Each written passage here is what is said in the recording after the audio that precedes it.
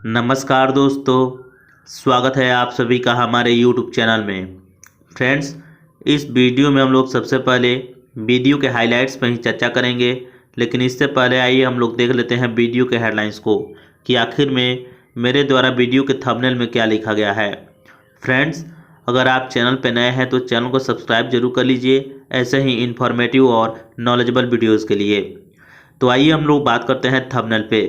Thumbnail पे मेरे द्वारा लिखा गया है फ्रेंड्स कि बंदर से इंसान बना है। इस सिद्धांत को बताने वाले चार्ल्स डार्विन के सिद्धांत को एनसीईआरटी की पुस्तक से हटाया गया है। जी हाँ फ्रेंड्स, सरकार ने इसे क्यों हटाई है और इसे हटाए जाने के पीछे क्या क्या तर्क दे रही है, उस बारे में हम लोग अच्छे तरीके से बात करेंगे। इसे हटाए जाने को लेकर काफ़ी विरोध भी हो रहा है। एक तरीके से आप लोग जान लीजिए कि कंट्रोवर्सी चल रहा है। तो चलिए अब हम लोग एक एक चीज़ों को देखते चलते हैं और आगे बढ़ते चलते हैं। सबसे पहले हम लोग हाइलाइट्स पे चर्चा कर लेते हैं। सबसे पहले ब्लैक कलर में जो हाइलाइट्स है उसे देख लीजिए।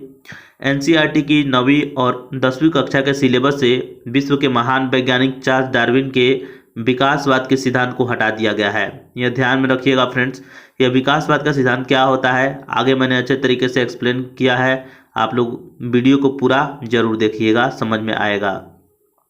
अगला पॉइंट है फ्रेंड्स कि डार्विन के सिद्धांत बताता है कि मनुष्य के पूर्वज बंदर थे और सभी जीवों की उत्पत्ति एक ही जीव से हुई है। उन्होंने यह बात जो कही है फ्रेंड्स हवाई नहीं की है। 20 साल के शोध के आधार पर ये बातें डार्विन ने कही है। तो ये चीज़ें आप लोग ध्यान में रखिएगा, काफ़ी महत्वपूर्ण है ये बातें। क्या कि जितने भी जीव हैं उनको उत्पत्ति एक ही जीव से हुई है। यानी शुरू में जल में जीव का विकास हुआ, यानी उस समय एक कोषीय जीव थे और धीरे धीरे उनमें विकास होते होते बहुकोषीय और कॉम्प्लेक्स जीव बनते चले गए। जैसे कि हम लोग कॉम्प्लेक्स हैं तो हमारे अंदर अभी बहुकोषीय जीव हैं हम लोग। आप सभी को पता है कि हमारे अंदर अरबों कोशिका मौजूद है। तो इसके चलते हम लोग अभी कॉम्प्लेक्स यानी जटिल जीव के अंतर्गत आते हैं। डार्विन के सिद्धांत को पाठ्यक्रम से हटाने पर शिक्षक हैरान हुए हैं। बहुत सारे शिक्षाविद जो हैं फ्रेंड्स वे हैरान हुए हैं, क्योंकि दुनिया के महानतम वैज्ञानिक में से एक इनको माना जाता है चार्ल्स डार्विन को, और इनके सिद्धांत को बड़े बड़े वैज्ञानिक भी स्वीकार कर चुके हैं। ये भी ध्यान में रखिएगा। चार्ल्स डार्विन का सिद्धांत क्या है इसे देख लिया जाए तो इन्होंने कहा था कि सभी जीवों की उत्पत्ति एक ही जगह से हुई है और प्रारंभ में एक कोषीय जीव बने थे समुद्र के अंतर्गत जल में, और फिर एक कोषीय जीव में विकास के उपरांत बहुकोषीय जीव बने। तो ये चीज़ें ध्यान रखिएगा। और मानव जो है फ्रेंड्स वो बंदर से इंसान बना है। ये एवोल्यूशन आप लोग देख सकते हैं। सबसे पहले कुछ झुक करके चला करता था बंदर के जैसा, धीरे धीरे उसमें रीढ़ की हड्डियां विकसित हुई और खड़ा होकर के धीरे धीरे चलने लगता है। तो ये सारी चीज़ें आप लोग को समझ में आ रहा होगा। अब आइए बात कर लेते हैं कुछ और चीज़ों पर। चार्ल्स डार्विन की पुस्तक का नाम क्या है? तो ये पुस्तक काफ़ी इंपॉर्टेंट है फ्रेंड्स, कई एग्जाम में पूछे गए हैं, ध्यान में रखिएगा।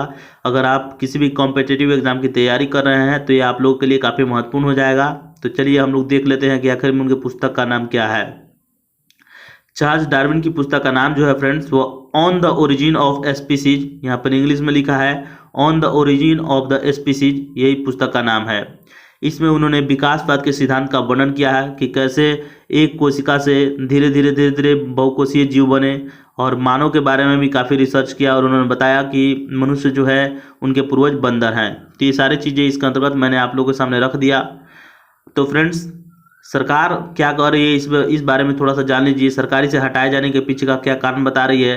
तो सरकार कह रही है कि सिलेबस काफ़ी बड़ा हो गया था, 9th का और 10th का सिलेबस काफ़ी बड़ा हो जाने के कारण उसको कम किया गया है ताकि बच्चे आसानी से पढ़ सकें, इसीलिए जो है हटा दिया गया है विकासवाद के सिद्धांत को। तो फ्रेंड्स, मेरा यह कहना है कि जब हटाना ही है किसी पुस्तक से, किसी सिलेबस से, किसी चीज़ को हल्का ही करना है, तो जो वैसे टॉपिक को हटाया जाए जो कम महत्वपूर्ण है, जो उतना इम्पोर्टेंट नहीं है, वैसे टॉपिक को हटाया जाए। ऐसे टॉपिक को क्यों हाथ लगाया जा रहा है? यानी जो पूरे विश्व में स्वीकार्य है चार्ल्स डार्विन के सिद्धांत को, एवोल्यूशन ऑफ स्पीसीज को, तो आखिर में इसको क्यों चेंज किया जा रहा है, इसे ध्यान में रखा जाना चाहिए। तो फ्रेंड्स, इस वीडियो में इतना ही, मिलेंगे फिर नेक्स्ट वीडियो में। नमस्कार, धन्यवाद।